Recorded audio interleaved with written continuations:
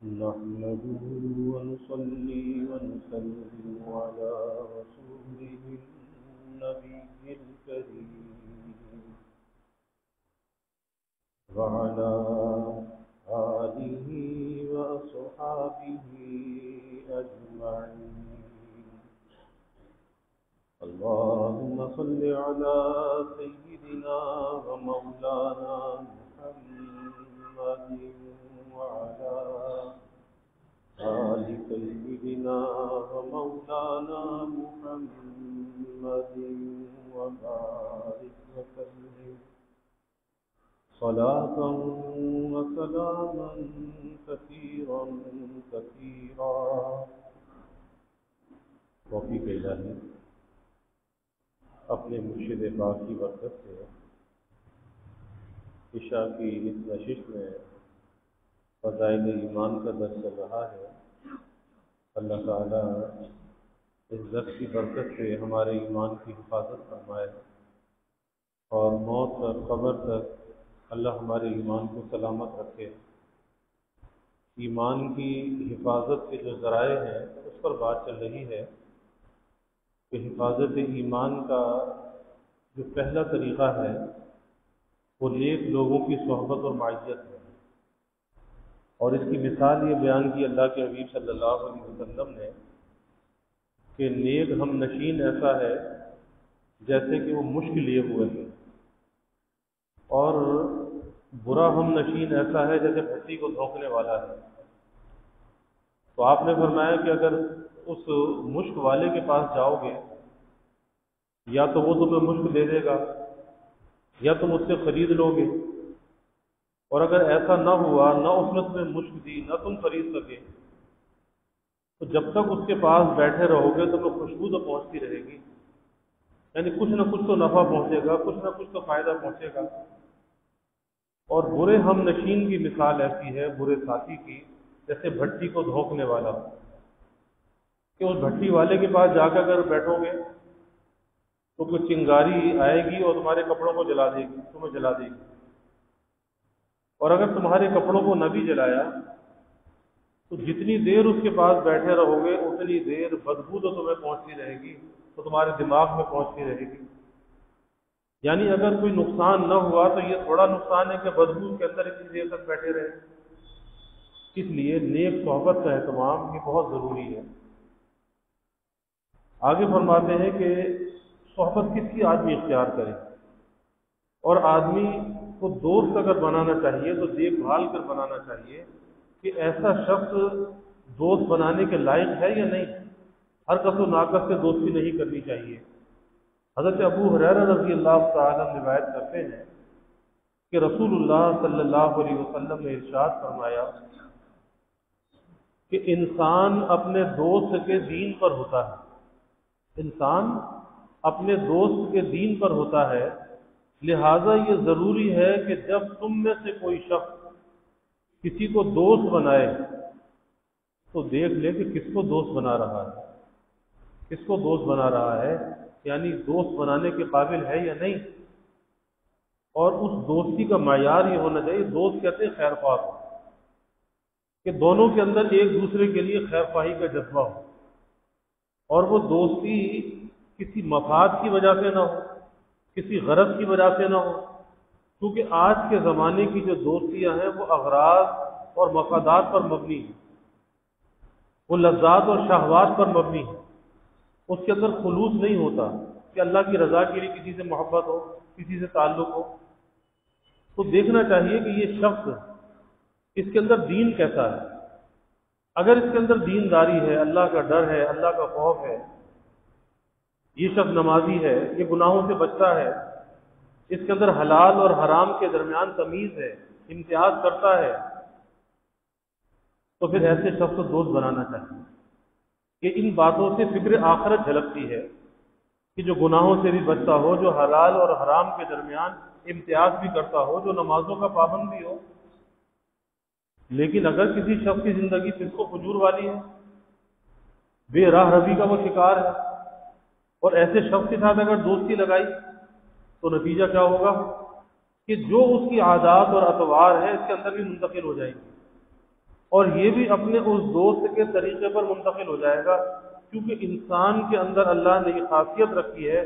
کہ جس ماحول کے اندر یہ جاتا ہے اس کے اثر کو قبول کرتا ہے۔ تو جب ایسے شخص یہ دوستی رکھے گا، برا ساتھی، برا دوست، اس کے اثر کو قبول کر لے گا، اور اس قبولیت کا ظہور ایسے ہوگا کہ اس کے اندر جو بری عادتیں ہیں وہ اس کے اندر بھی منتقل ہونے لگے گی۔ مثلا اگر اسے گالی بکنے کی عادت ہے، یہ بھی گالیاں بکنے لگے گا، کیونکہ وہ گالی بکنا اس کے نزدیک معیوب نہیں رہے گا، وہ معمولی بات ہو جائے گی۔ وہ اگر جھوٹ بولنے کا عادی ہے، یہ بھی جھوٹ بولنے لگے گا۔ وہ اگر کسی اور برائی کے اندر مبتلا ہے، یہ بھی وہی برائی کرنے لگے گا۔ آپ دیکھیں کہ بہت سے نوجوان اچھے خاندان کے ہوتے ہیں اور ان کے بڑے شرفاء میں سے ہوتے ہیں، لیکن بچہ جو ہے بگڑ جاتا ہے۔ پتہ چلتا جی فلانے کا بچہ ہے، وہ چوری کے اندر پکڑا گیا، وہ شراب نوشی کے اندر پکڑا گیا، وہ بدکاری کے اندر مبتلا پکڑا گیا۔ آخر کیا وجہ تھی؟ کہ گھر کا ماحول تو ایسا نہیں تھا، آخر کسی شریف گھرانے سے اس کا تعلق تھا۔ تو یہ اس برائی کی حد تک کیسے پہنچا؟ یہ برائی کی حد تک دوستی کی وجہ سے پہنچا، دوستی کی وجہ سے کہ اس بری دوستی نے اسے وہاں تک پہنچا دیا۔ اس لیے دوست اگر بنانا چاہیے تو دیکھ بھال کے بنانا چاہیے کہ آیا اس کے اندر دین ہے یا نہیں ہے، اور اگر دین اس کے اندر نہیں ہے تو بھائی اس کا کوئی بھروسہ نہیں ہے، کہیں بھی کھڑا کر کے تمہاری بھی بولی لگا دے گا، کمیٹی پہ کھڑا کر کے نیلام کر دے گا اور وہ پیسے جیب میں ڈال کے آگے نکل جائے گا۔ ایسے آدمی کا کوئی بھروسہ نہیں جس کے اندر دین نہیں۔ فرماتے ہیں کہ وجہ یہ ہے، یہ جو آپ نے فرمایا کہ دوست اپنے دوست کے دین پر ہوتا ہے، لہٰذا یہ دیکھ لو کہ تم کسی شخص کو اگر دوست بنا رہے ہو تو آخر کس کو دوست بنا رہے ہو؟ دوست بنانے کے لائق ہے یا نہیں؟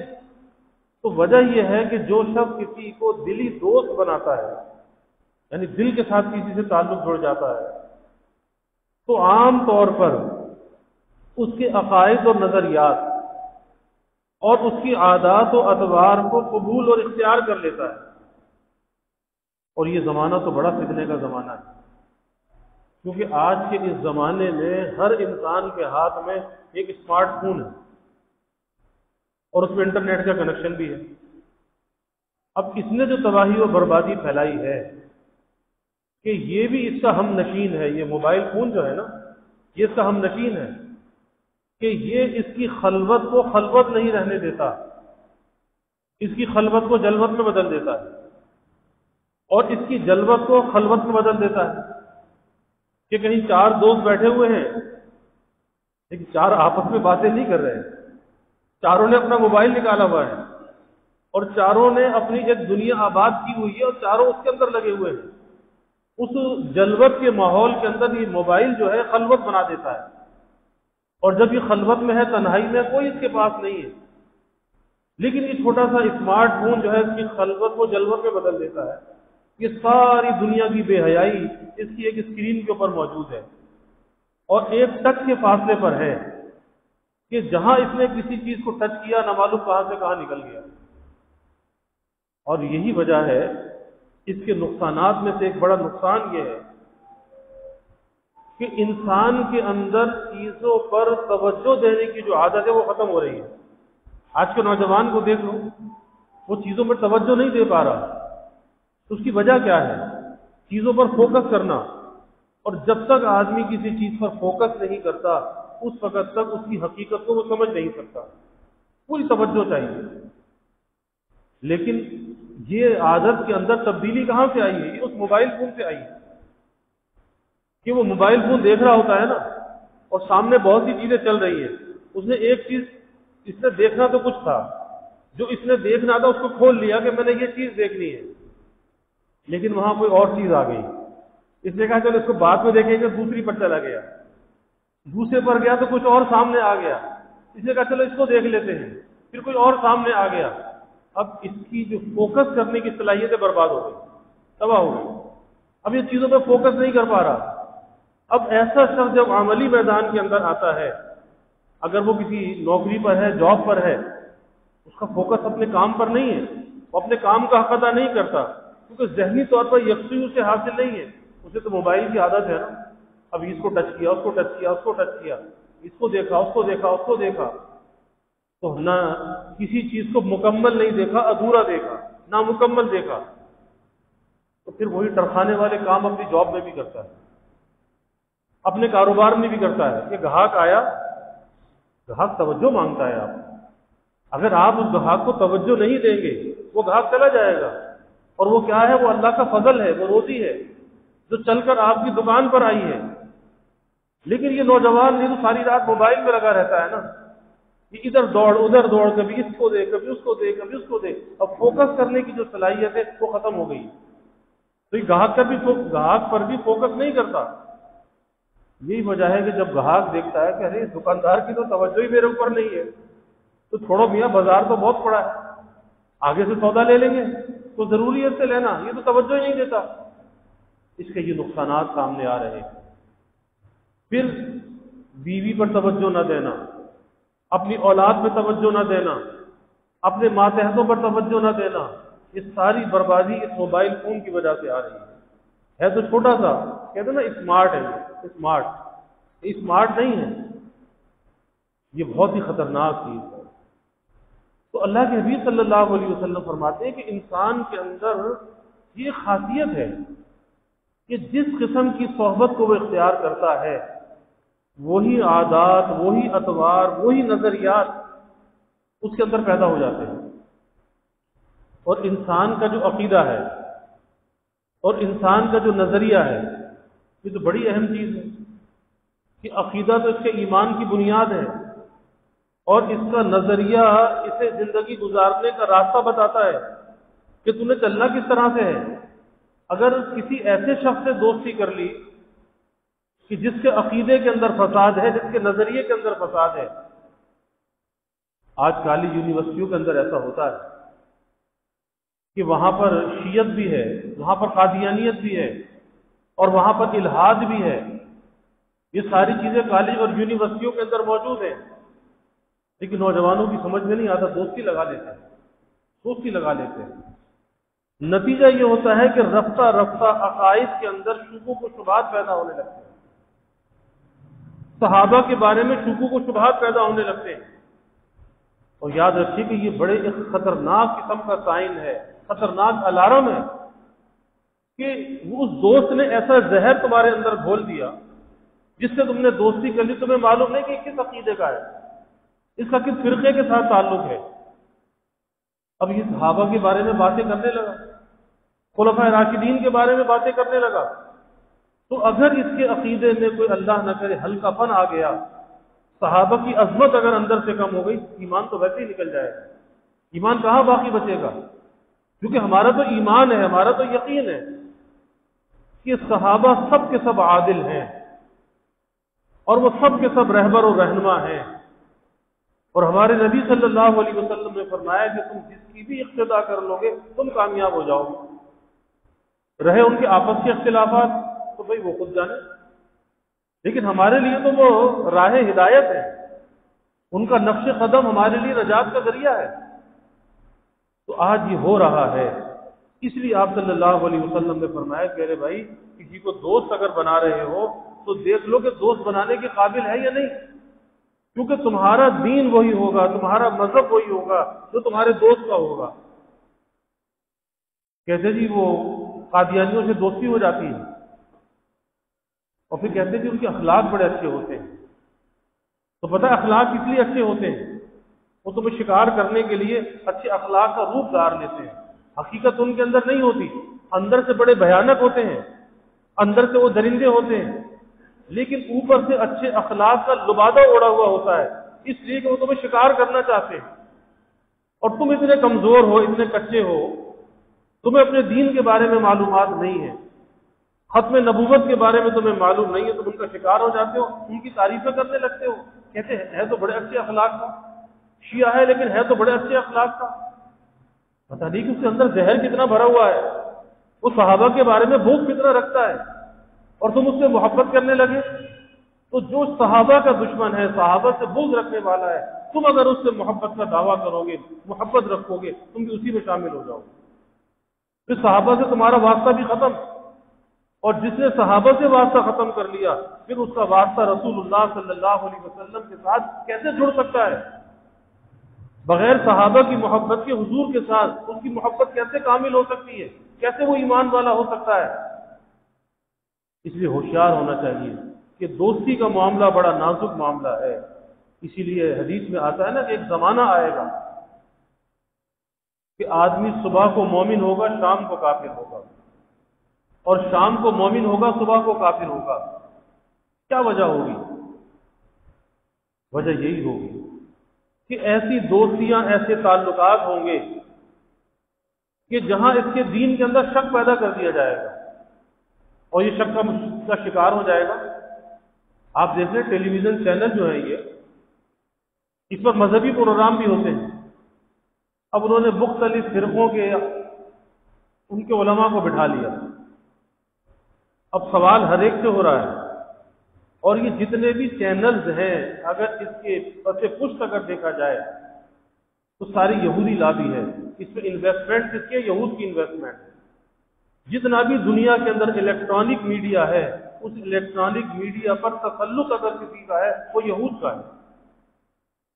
تو ظاہر ہے کہ جس کی انویسٹمنٹ ہے وہ تو اپنی ہی وہاں پر راگ الاپے گا نا. وہ ہماری بات کیوں کرنے لگا؟ اب وہاں پہ 4 مختلف قسم کے لوگوں کو بٹھا دیا، 3 مختلف لوگوں کو بٹھا دیا. اب ہر ایک سے سوال ہو رہا ہے. دیکھنے والے گھروں میں بیٹھ کے دیکھ رہے ہیں، بظاہر مذہبی پروگرام ہے، دین کی نالج کے بارے میں، لیکن لوگ دیکھ رہے ہیں کہ ایک کچھ جواب دیتا ہے، دوسرا کچھ جواب دیتا ہے، تیسرا کچھ جواب دیتا ہے.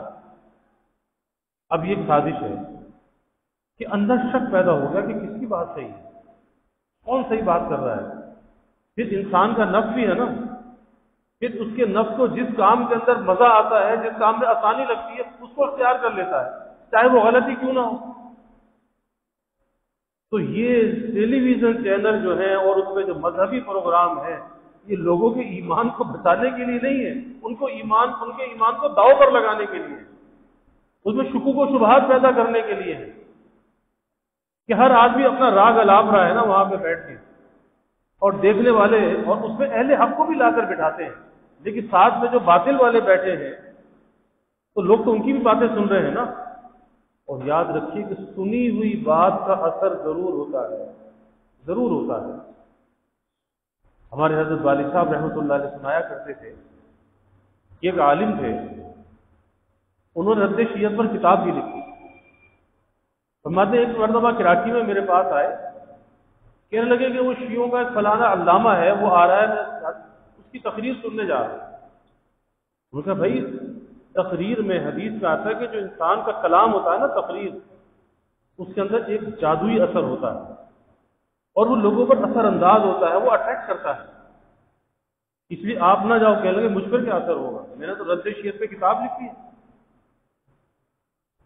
لیکن وہی ہوا کہ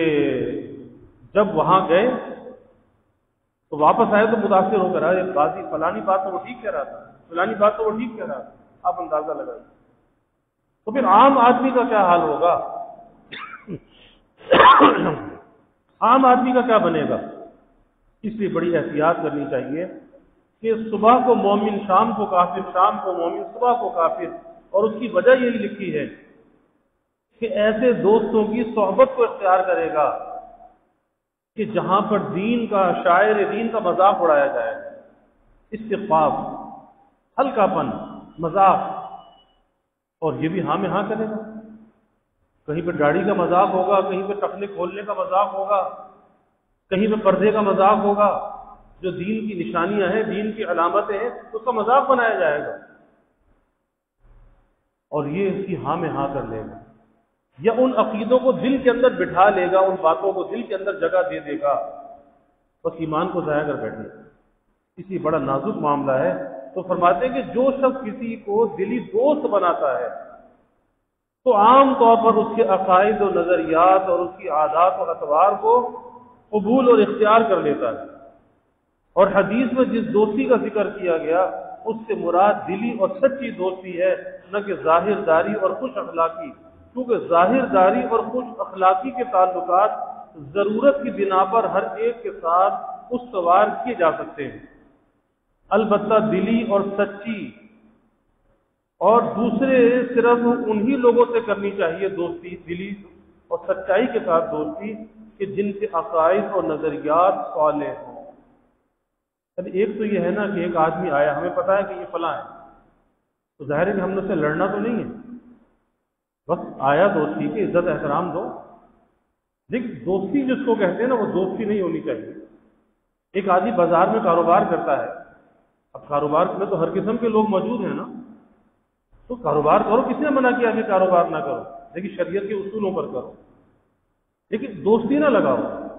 ایسی دوستی کہ جس کے اندر پھر اپنے ایمان کو داؤ پہ لگا دو، تو اس کی اجازت نہیں ہے۔ ہاں، کسی کے ساتھ یہ نہیں کہا جاتا کہ تم ڈنڈا اٹھا کے لڑنے لگو، اس کی اجازت نہیں ہے، بھائی وہ اپنے عقیدے پر ہے، اپنے عقیدے پر رہے۔ اسی لیے حضرت تھانوی رحمۃ اللہ علیہ فرمایا کرتے تھے کہ اپنا مسلک چھوڑو مت اور دوسرے کا مسلک چھیڑو مت، بس اپنے عقیدے پر مضبوط رہو اور دوسرے کو چھیڑو مت۔ تو فرمایا کہ جس سے دوستی کرو اس کے عقائد اور نظریات صالح ہوں اور جن کے اعمال و عادات اور اطوار پاکیزہ ہوں، ان کے لیے اللہ تعالیٰ کا ارشاد ہے، یا ایھا الذین آمنوا اتقوا اللہ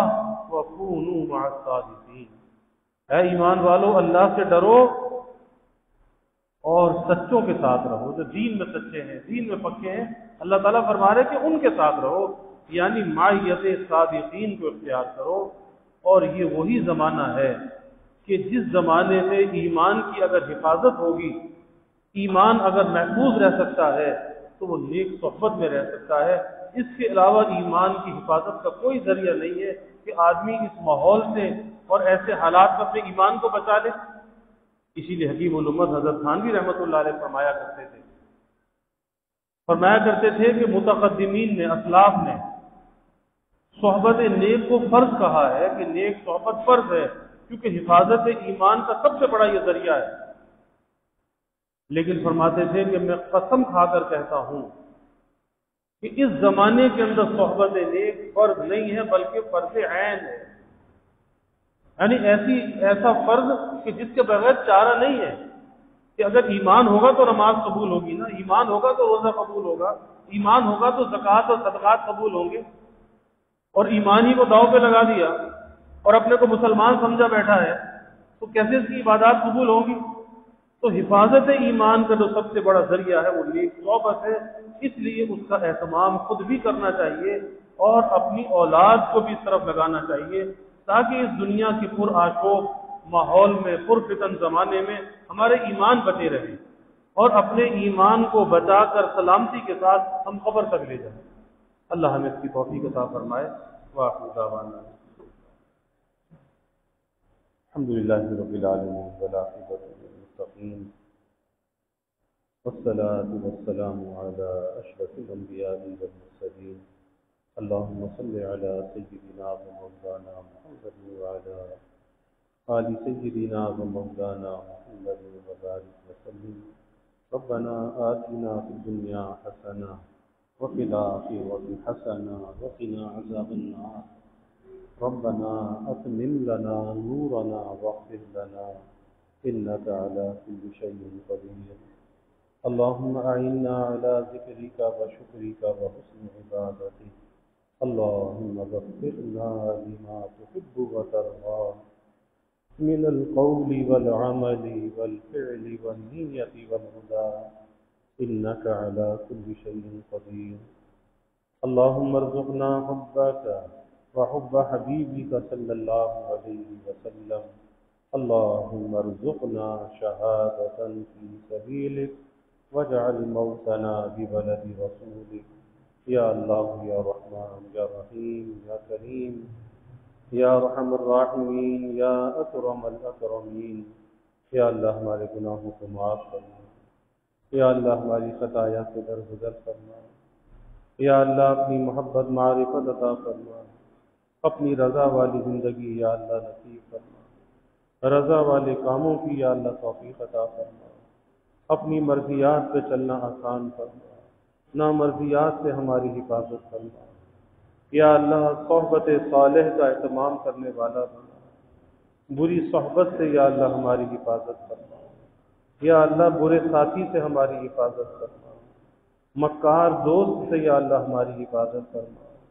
یا اللہ اپنے ایمان کی حفاظت کا ہمیں فکر عطا فرما، ظاہری باطنی ہر قسم کی ترقیات عطا فرما، سب کے دلوں کے نیک ارادوں کو تمناؤں کو یا اللہ غیب پورا فرما، سب کے علم میں عمل میں رزق میں یا اللہ خوب خیر و برکت فرما، ابواب رزق یا اللہ کشادہ فرما، رزق حلال عطا فرما، آسان عطا فرما، برکت والا عطا فرما، یا اللہ کبھی کسی کو مخلوق کا محتاج نہ بنا، یا اللہ ہمیشہ اپنے در کا سائل اور بھکاری بنا، اپنے در کا منگتا اور سوالی بنا، اپنے غیر سے ہماری امیدوں کو قطع فرما، اپنی ذات عالی کا یقین ہمارے دلوں میں پیدا فرما، یا اللہ ہر امید کو تیری ذات سے وابستہ کرنے والا بنا، یا اللہ ایمان کی ترقی اعضاء کی سلامتی عطا فرما، ہر محتاجی معذوری سے یا اللہ ہماری حفاظت فرما، یا اللہ ہمارے ملک پر اپنی رحمتوں کا نزول فرما، یا اللہ اس ملک کو امن کا سلامتی کا گہوارہ بنا، ہر قسمی انتشار سے افتراق سے یا اللہ دہشت گردیوں سے فرقہ واریت سے جلاؤ سے گھیراؤ سے یا اللہ ہر قسم کے بلوے سے یا اللہ اس ملک کی حفاظت فرما، اس ملک میں رہنے والوں کی حفاظت فرما، یا اللہ جو اس ملک میں انتشار اور افتراق پھیلانا چاہے، یا اللہ جو بلوہ پھیلانا چاہے جلاؤ گھیراؤ کرے، یا اللہ جو اس ملک کے اثاثوں کو نقصان پہنچائے، یا اللہ کو اسے تباہ و برباد فرما، اسے نشان عبرت بنا، ان کے سرپرستوں کو بھی تباہ و برباد فرما، کیسرے کردار تک پہنچا، ایسوں کے وجود سے یا اللہ اس ملک کو پاک فرما، یا اللہ یہ کلمے کے نام پر یہ ملک وجود میں آیا تا قیام قیامت یا اللہ اس ملک کی حفاظت فرما، یا اللہ مہنگائی کے گرانی کے عذاب سے نجات عطا فرما، سب کے گزر بسر کو آسان فرما، یا اللہ ہر ضرورت کو از غیب پورا فرما، یا اللہ کسی کو مخلوق کے آگے رسوا نہ فرما، مخلوق کے آگے سوال کی ذلت سے بچا، عزت آبرو والی زندگی عطا فرما، ستاری والی زندگی عطا فرما، یا اللہ اپنی مدد کو نصرت کو شامل حال فرما، یا اللہ ہمیں بے یار و مددگار نہ فرما، سب کے گھروں میں چین سکون عافیت راحت عطا فرما، نعمتیں برکتیں عطا فرما، یا اللہ ہر قلت سے دقت سے ابتلا سے آزمائش سے یا اللہ حفاظت فرما، یا اللہ سب کی اولادوں کو نیک صالح بنا، آنکھوں کی ٹھنڈک بنا، والدین کے لیے راحت کا ذریعہ بنا، اولاد کا مستقبل یا اللہ تابناک بنا، والدین کو اولاد کی خوشیاں دیکھنا نصیب فرما، یا اللہ جو بے اولاد ہیں نیک صالح اولاد عطا فرما، جو اولاد نرینہ چاہتے ہیں یا اللہ نیک صالح بیٹے عطا فرما، یا اللہ جو بچے بچیاں بے نکاحے بیٹھے ہیں ان کے لیے نباہ والے جوڑ کے رشتے عطا فرما، تمام والدین کو اس فریضے سے سبکدوش فرما، والدین کی آنکھوں کو ٹھنڈک اور راحت عطا فرما، یا اللہ ہماری اس مسجد کی توسیع و تعمیر کے مرحلے کو آسان فرما، یا اللہ دارالقرآن کا قیام آسان فرما، یا اللہ اسے مرکز ہدایت بنا، یہاں سے قرآن کے فیضان کو سارے عالم میں جاری و ساری فرما، یا اللہ اس کی ہر ضرورت کو از غیب پورا فرما، یا اللہ ادائیگی کا غیب سے انتظام فرما، اپنے مخلص بندوں کے قلوب کو یا اللہ متوجہ فرما، یا اللہ اس کے مغربی سمت کے مکانات کا حصول بھی آسان فرما، اپنی غیبی مدد کو یا اللہ شامل حال فرما، ہر قسم کے موانع سے رکاوٹوں سے یا اللہ حفاظت فرما، یا اللہ جو بھی اس کے معاونین ہیں خادمین ہیں یا اللہ جو جس نوع سے بھی اس کی خدمت میں لگا ہوا ہے یا اللہ غیب کے خزانوں سے اس کی جزا عطا فرما، ان کی نسلوں کو بھی یا اللہ آباد فرما، یا اللہ اپنی رحمتوں کا برکتوں کا راحتوں کا نزول فرما، رحمتوں کو دور فرما، یا اللہ ہمیں عافیت دارین عطا فرما، ربنا تقبل منا انك انت السميع العليم وتب علينا انك انت التواب الرحيم وجزا الله عنا محمدا صلى الله عليه وسلم معه وآله وصلى الله تعالى وسلم على النبي الكريم آمين برحمتك يا